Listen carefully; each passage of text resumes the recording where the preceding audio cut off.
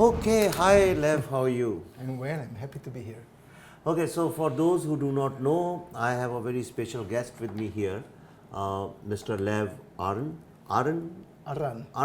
Aran, okay, Lev Aran is with me here. He's a renowned Israeli journalist. He practices journalism in Israel and a very politically aware person. He's been traveling India and now he's here with me in my studio.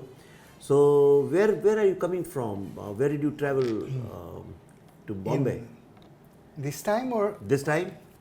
this time it was Mumbai, then Karnataka. I have met my son in Kochi. Oh, what is he there. doing there? He's, after the army, Israelis come and visit India. Okay. India is a very popular destination, so he's there with his girlfriend. So I met him there, and I took the flight back to Mumbai, and So you have been traveling by train? yes, mostly by train. From Kochi I took the flight. It was too long to Mumbai by train. So how was your experience? You have been interacting with people or just traveling on your own? No. One reason why I like so much the Indian train is because people are interacting with you and you're with them, and it gives lots of time to know other people. Okay, Lev, generally they say that it's very easy for Indians to understand Israel and Palestine conflict and vice versa. It's very easy for an Israeli to understand the conflict we have in Kashmir. And you have seen the Kashmir files. I've written about it. You have written yeah, about it. yes. Okay. So recently there was this international film festival here, and the jury chair was an Israeli person, and he made some remarks against the Kashmir files, and Indians had failed to understand that how can an Israeli person be talking in support of the terrorists of Kashmir? Because supporting Kashmir's politics is like supporting terror politics, because Kashmir politics is all taken by fundamentalist religious terrorists, people who are fighting for their religion with guns. So everybody wondered, and everybody I meet, they say, if he was an American, we would have understood. If he was a Chinese or from Africa and Japan, we would have understood. But how can an Israeli stand up with religious terrorism, because you are also a big victim of religious terrorism, a violent terrorism. So what are your views on that? What do you think, how an Israeli defected to the side of the bad people? So I think in a way Nadav Lapid more belongs to progressive directors from the West than he belongs to the Israeli common view about India and about terrorism. Okay? And I wrote that I have no problem with what he thinks. He's like a human being, he can think whatever he wants. But it was done in a very unfair way. Because if he was inviting you, Vivek, to a debate, and you were debating, he would bring his view, you would bring your view, then he would have to understand the Kashmir problem. Then he would have to delve into the details like you did to make your film. You have interviewed so many Kashmiri pandits to make the feature, right? But he was hiding behind this discourse of cinematographic, language. And he tried to say, it is a propaganda, even if I understand nothing about Kashmir. Okay? But I think if he was frank with himself, he would say, I don't like this film, because politically I don't agree with this film, but this is not what he said. No. So I think all he did was unfair. And I'm quite happy that few Israelis and also our embassy was very quick not to say that he was right or wrong, but that he is not representing us as Israelis. Okay? Because I think most Israelis in the Kashmir conflict, they think that the Indian democracy is much more important than the Kashmir conflict in this sense. Okay, and so see, in India generally, the young people, uh, they perhaps do not understand the nuance of Israel and Palestine conflict. Because most of them are reading it from New York Times, Washington Post, Hollywood. And I have noticed even Jews in US, especially in Hollywood and all, they also, I find them standing with Palestine very often. It's like kind of fashionable in this world to stand up to the terrorists in Kashmir and supporting the religious terrorists in Palestine, or showing a lot of compassion, sympathy to people who give ideological support to terror groups. So therefore, the nuances are lost. Can you explain briefly for a layman what is at the heart of Israel-Palestine conflict? Okay, so How does it feel being a journalist? Ask questions are being asked to you by someone else. I'm not. You're okay? I'm not a big expert about the conflict with the Palestinians, but I think on one hand we understand the similarities. Okay, we see the jihadist energies both in Kashmir, in Afghanistan, in Gaza. Yes, we can see it. Yes. But I think what is lost is that the Kashmiris are Indian citizens, okay? And at some point of history, the Kashmir elite was part of the political elite of India. Sheikh Abdullah was a good friend of Nehru and of Indira Gandhi. We don't have this situation in the West Bank and Gaza, okay? We have like two philosophies in Israel. One philosophy says we should have the full mandatory British Israel. The Palestinians call it Palestine, okay? So it could be called Big Israel or Big Palestine. And some Jews will say we have to give a chunk of this land. We have to have a partition of the land. And then the Palestinians will have their own entity. And we will have our own entity. And even they will say further, if we want to remain demographically as a Jewish country, we cannot digest these millions of Palestinians who live in both Gaza and the West Bank. Okay? So on one hand, the similarities are clear, but also nuances must be understood. Yes, most Israelis do not want to give Israeli citizenship to the Palestinians who live in the West Bank. Why? Why? Because today we have 80% more or less majority of Jews in Israel, which make Israel a Jewish country, even if many people are atheist and secular and so on, but still it is a Jewish country, like the flag, the anthem, all our holidays. Like for us, Sunday is a regular day. Sunday we go to work. Saturday we rest, okay? So Sabbath is when? Shabbat is Saturday, yes. Saturday? Yeah, Saturday. And Sunday looks like Monday in New York, okay? Or in Delhi or in Mumbai.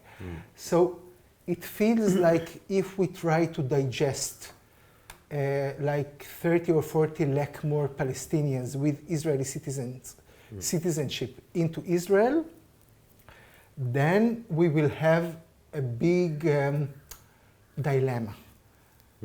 If we don't give them citizenship, we are like apartheid country. Okay, we were like what was once South Africa. If we give them citizenship, then about 45% of our parliament will probably be MPs from different Muslim Arabic countries, some Christian Arabic, some Muslim, but mostly Muslim, you're right. Then tomorrow they will be 50%, then 60%, because I believe the population grows very fast. I think unlike India that many people say, and I have not delved into it, so I'm not with the data, that Muslims are having more children than Hindus. In Israel today, at least in the at least among Israeli citizens, we are like 3.1 both communities. I think even Jews have a bit more children than Arabs today in Israel. But it means that you have a very big chunk of people who are not part of the, let's say, ethos of Israel. Because our flag is very Jewish. Our anthem is very Jewish. Our holidays are Jewish. Our language in the street is only Hebrew, okay? So it is a question how you can digest so many non-Jews as citizens of Israel, and the debate mainly is between people who all served in the, or mostly they served in the army, okay? And also lots of our like generals, also they believe that we have to have like a partition of Israel and so on. So if you want to delve into nuances, you will find similarities, but also things that in a way India was behaving better than us in the sense that all the Kashmiris are citizens. Tomorrow a Kashmiri can be, a Muslim can become Prime Minister of India as far as the legal procedure is concerned. But in Israel, you can't see a situation, a Muslim becoming Israeli Prime Minister or President. It can happen, but only within the boundaries of what the international community sees as Israel, okay? Or sometimes they say the green light. We have you have few terminologies for this. So a Muslim Arab who lives inside Israel, and he's part of the 20% minorities in Israel. Among the 20%, about 14 to 15% are Muslims, and the other are mainly Christians and Druze, which is another like denomination within the minorities. Yes, legally he can. I don't think it will happen because it won't happen. Let's say the Jewish vote bank only becomes more coherent election after election. But legally, yes, of course, they are in the parliament. But what is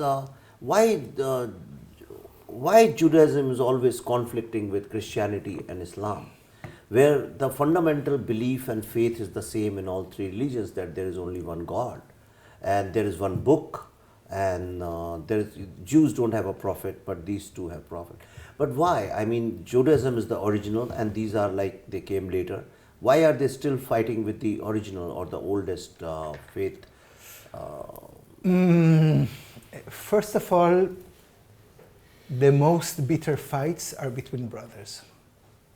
Okay, if like your father and mother had the land and they gave a huge chunk of the land to you and they gave nothing to your brother, he will hate you more than he hates a person from the grocery shop. Okay, so I think even from the early biblical time, from Cain and Abel, we see that brotherhood is a very complex situation in all cultures.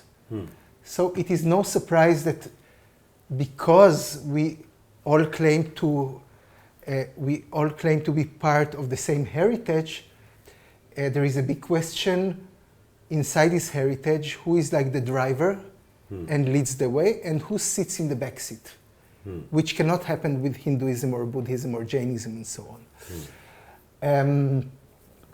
I think before the establishment of Israel, the main conflict was with Christianity, because like in India, Jews were living without any anti-Semitism until Europeans came, like Dutch, Portuguese, and so on. In Muslim countries, the situation was much harsher, but not as nightmarish as Christian countries, because for at least Catholic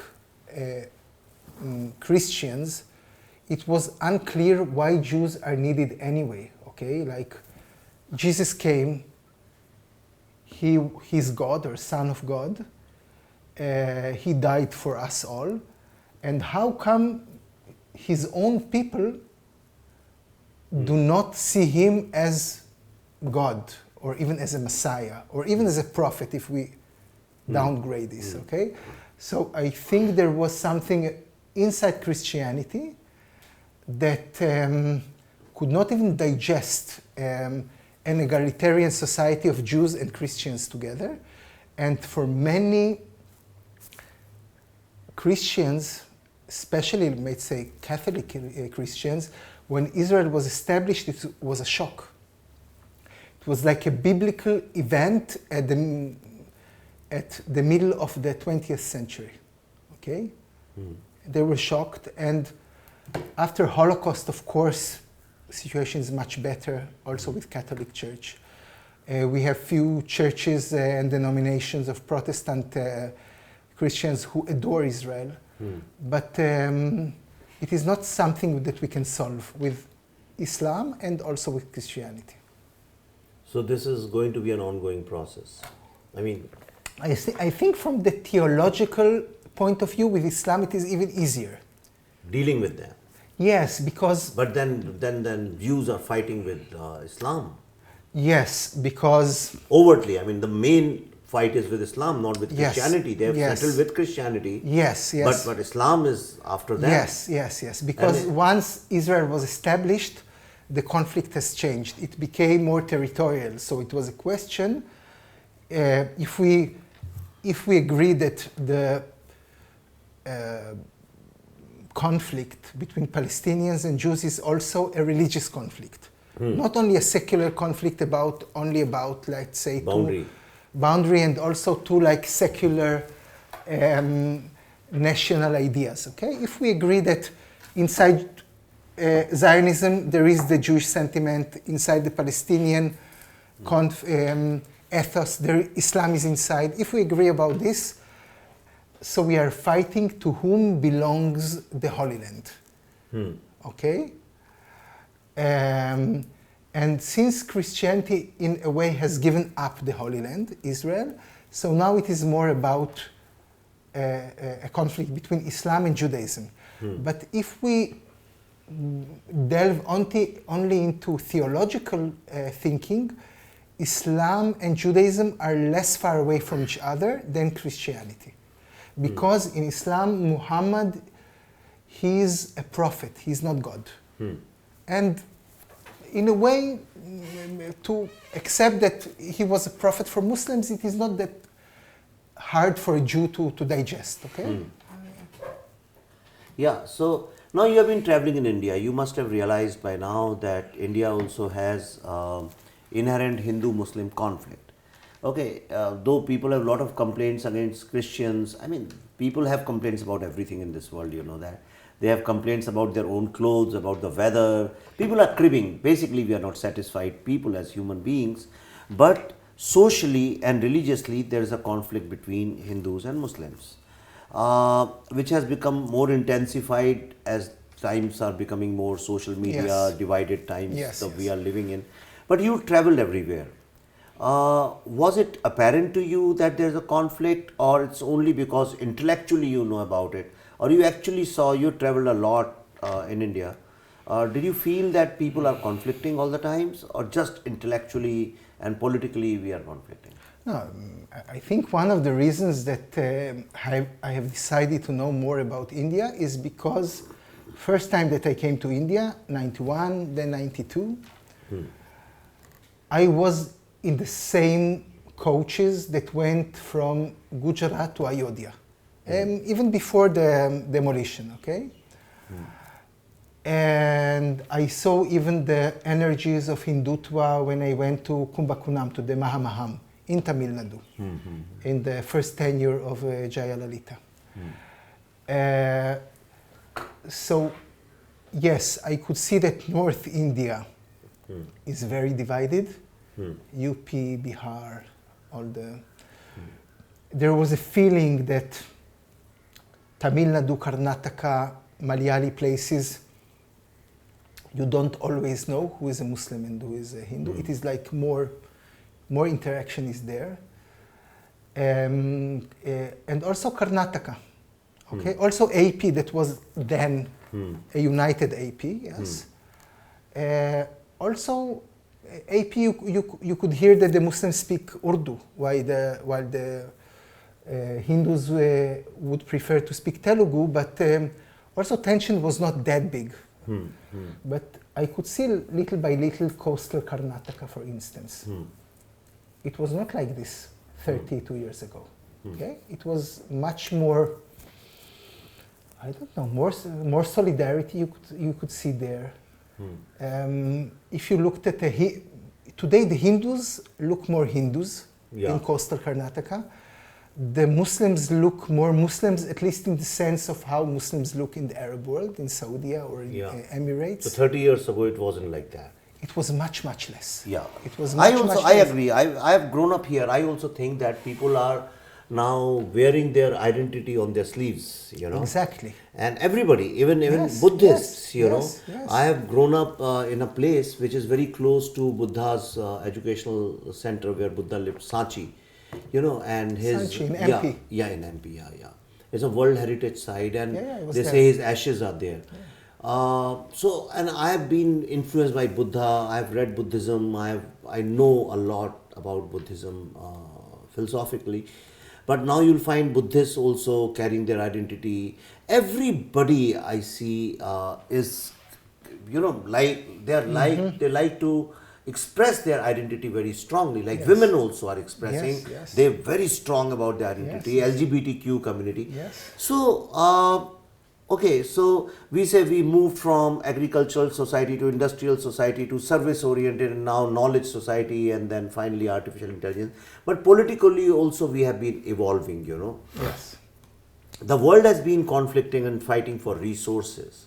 Do you think we have entered an era where we are not fighting for resources anymore and we are seeing identity as a resource, because identity is straightforward, translates into vote banks, profits, sale of products, you know. Do you feel globally that identity politics is the new phase of politics? I wish I could say it as nicely as you have said it right now. Yes, I agree. And even if we look at the, let's say, caste issue, okay? I feel that I was then like for 6 months in India, first time. And I was a bit ignorant about India, and I thought that it is quite a legitimate question to ask people what is their caste, what is the caste of their friends. And I remember their reaction, okay? They were telling me, look, we don't really know, okay? Like, he's my friend, and I'm not sure about his caste. Yeah. I'm not sure they were very candid with me. Maybe they knew, but it was like an issue that is very much in the realm of your private life. Yeah. Now you see the mandalization of the Indian society, okay, and the obesization, okay. Like, people are, even before you ask, they will tell you what is their caste, okay. Yeah. Not how it has changed. When I was growing up, if you are from upper caste, that's the first thing you would want people to know. Hey, I am from upper caste. But slowly with the transformation, what has happened now is if you're upper caste, you will hide your caste. If you're lower caste, the first thing you'll say, I am from the lower caste. And it's also because of political, constitutional, legal policies which came into place. Yeah, so caste is an issue here in India, but not anymore. I think the new caste is, new oppressive caste is money. You know, because if you have money and you board an aircraft, nobody asks you what's your caste. Yes, you're right. Nobody cares about it. Yes. And also I think a difference between what I've seen back then and, for instance, today, is that in a way, I think the concept that I grew with is that the minority feels very vulnerable and the majority feels very safe, okay? Where, in India? Everywhere, okay? Like, if you're a Jew in a Gentile environment, they will feel that, like, we are the bosses, and you will try just not to make too much noise around yourself, okay? But in both Israel and India, I see that today everybody is wounded. Oh, yeah. Minority is wounded. Everybody's a victim. Yes. And everybody feels that in one sense or the other, they are a minority. So, for instance, in Israel, of course, we are a majority. We're like 80% the Jews. But then we will feel that, okay, but in the Middle East, usually in India you will call West Asia, we are a very small minority. So again, I can feel that I'm a victim. And also in India, okay, so as a Hindu, you are a majority. But then today, many high caste Hindus, they will say openly that they feel a minority inside the Hindu fold. Like that they are like the people that all the blame could put on them, like on Brahmins. Okay? Which is true, yeah. Okay? And as even as Hindus, many people feel, okay, we are Hindus, we are a majority, but so many people, Muslim people around us. So again, you feel insecure. So I feel one big change is the insecurity of the majority community. So my analysis is that is the liberals, so-called liberals, or people who call themselves progressives or atheists, or I mean this entire group of wokes, you know. So they like to look at the world from oppressor and oppressed point of view, but I believe everybody is an oppressor at some point of time, and everybody is oppressed. You know, depends in which circumstances you are. Also, what happens is if two people are talking, the liberals immediately label, oh, a Hindu is talking to a Muslim, or a Jew is talking to Muslim. They are always dividing people. They are labeling people. This entire art and science of labeling actually has come from the left wing, the leftist people. And because they have overtaken film industry in the world, music industry, publishing, media and everything, so they are trying to create a narrative where people are forced to conflict more with each other than not. Because in India, from India, the people you call right-wingers, if you meet them, what is their first agenda in the morning? Their agenda is to educate their children, go to offices, make some good lunch, their wives will make it most probably, or the maidservant, go to the office, finish the work, how much you have saved, how much you have invested, my child has done homework or not, and all those things. If there was spare time, then they will discuss politics more for gossip. And what is the first agenda in the morning of a leftist? They'll get up in the morning and they'll say how to expand our narrative, how to push our narrative, how to label that person, how to discredit that person, how to condemn that person, how to influence more people to come in our fold. So in a way, they are more Christian missionaries, you know, who every morning get up and they just go to influence and bring more people into their fold. And this is a behavior like a marketplace. Then they are behaving like brands and markets and always segmenting the market. So in India, this is the difference between left wing and right wing. But the West is always painting the right in India as communal and hateful or regressive or whatever they want to call it, or Islamophobic, which is not true. If you talk to an average Indian household, they don't have problems with anybody in the world because they follow this thing. It's the leftist Hindus who, by writing articles, by doing, like, you know, so many Indian people stood up with Nadav Lapid, you know, when he said this story is not true, and without realizing that it is their brothers and sisters who are killed in Kashmir. Do you, in a way, understand the kind of thing I'm talking about? Again, Israel also faces this problem. Okay, so I will go back to Nadav Lapid. Again, if he was fair, I would have no problem with him. If he invited you to a fair debate about the film, I would be attentive to each and every word that he's saying. Okay, the big problem is it is unfair. You're on the podium, the other side cannot reply. You should not behave like this, okay? It is not even about what, it is about the unfairness of how he did, yes? After this, I can disagree with him in this, in that, and so on. So first of all, I think you, of course, you know India much better than me. Usually when I see because I'm like a believer, I'm not an atheist, I have a feeling that any big movement in the world has some kind of reason, even of a divine reason, okay, which we don't always understand in real time. So if there is a big energy of let's say progressives to do one thing, or a big energy of Hindutva to bring back Adivasis, Dalits, back to the Hindutva fold, okay? There is a reason why this identity politics is working. Okay, I don't understand exactly why it is thriving, but I guess it has a place. Otherwise, why is it happening? Yeah, why? But personally, I feel I had enough of it. Okay? Same here. Okay, I feel that the idea that each and every person speaks only out of a position, so I cannot, if I adopt it, I cannot listen to you as a person. I will listen to you as 1, 2, 3, 4, 5, and I don't want, because then I wasted my time. Okay, because if I go on a long train in India and then I have the chance to speak to Desi people in the train, and they tell me about their life, I'm telling about my life. And for me, it is like I'm meeting a person that, thank God, I didn't know him yesterday, and now I like him. It is like a miracle. Tomorrow, I will remember you. Yesterday, I didn't even know you exist. Okay? Yeah.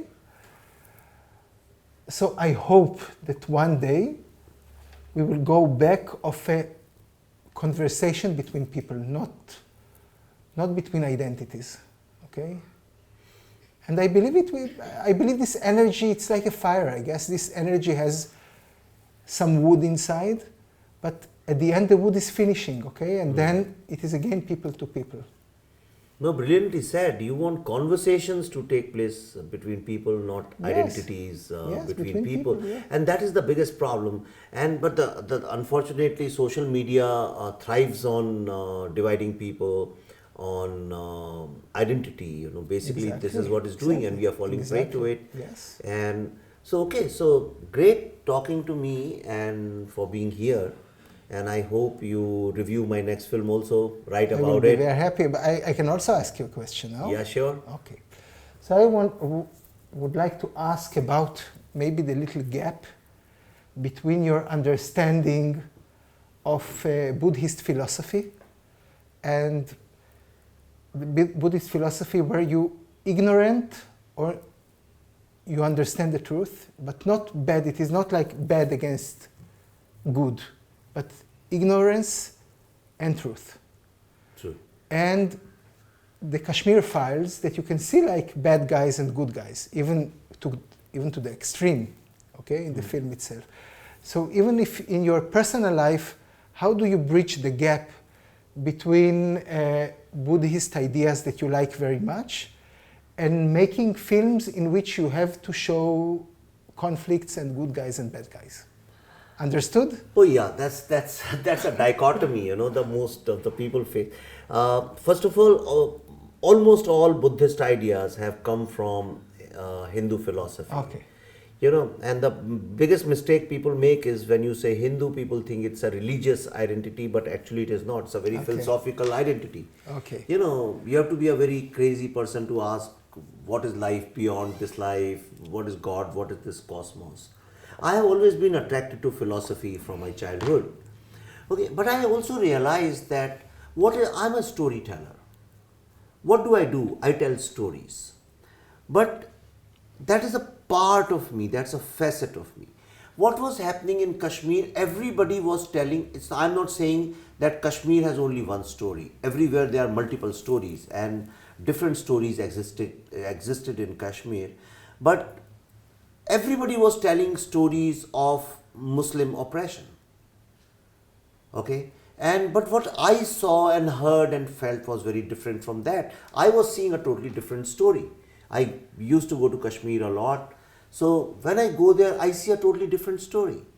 So I said, this story must be told to people. So as Vivek Agnihotri, the filmmaker, but if you see the film very deeply, it has very spiritual layers.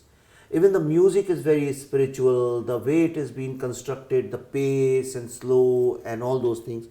In my mind is just one of the stories in the world, multiple stories, one of the stories which I have told. But that story cannot be me, it's just a part of me. But in reality, I am totally detached. Everybody talks to me about Kashmir, but after Kashmir Files was released, it was over for me. Not the movement, but that process of filmmaking. I never revisit my films. I don't go back and see my films ever again. I don't listen to my own music. I move on. I moved on to a next science film. And it was important for me to go from such a deep, emotional, painful story to science, thank God. Otherwise, I would have gone a crazy man. So, I believe in detachment. Because I think without detachment, it's very, very difficult for me to be a storyteller. If I come to Israel, I would like to look at a story which normally people ignore. So I don't go by what is the narrative right now. And this, especially this leftist narrative that all Jews are oppressors now, not previously.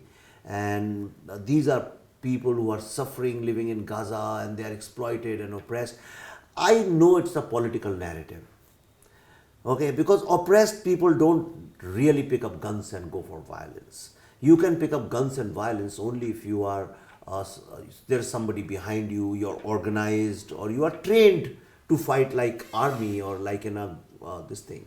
Oppressed people behave differently. They don't behave like this. They express themselves in poetry, in music, in art, in compassion. Not like this. This is revenge of some kind. This is kind of a competition. This is cutthroat competition. So maybe if I come to Israel, I would like to look at a different story. And if I look at that story, what I felt, and if I tell to the world, then the world will be against me, and then I have to make a judgment who are good people, who are bad people. So I stay away from good. Only thing I know, everybody has a right to express themselves, but violence is definitely not one of them. Violence, in my mind, is a big no-no. I just cannot accept violence, whatever the logic. I don't believe too much in wars. I don't believe in taking somebody's territory. I don't believe in resources, stealing. I don't believe in all these things. I said you should live for yourself, enjoy your own life. Perhaps it's only one life. So die also peacefully. Why get into this conflict of good and bad? But yes, I also understand there is evil in this world, and it is your dharma. Dharma, you understand, is it is your dharma to defeat the evil. So you can say, yes, I am living a dual life. Okay, that's a good ending to our conversation. Great, great. Lev. Thank you. Namaste. Thank you. See you. Thank you.